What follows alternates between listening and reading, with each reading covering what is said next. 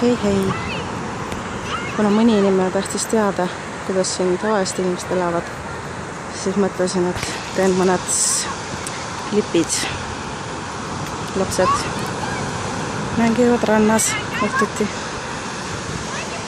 Selline vaade on siis mul suht igapäevane. Kui käin siin ookeani ääres rattaga sõitmas. Päris mõnusad lained on täna.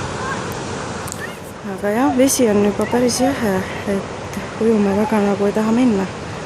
Kuigi Eesti mõistes on see vesi ikka soe.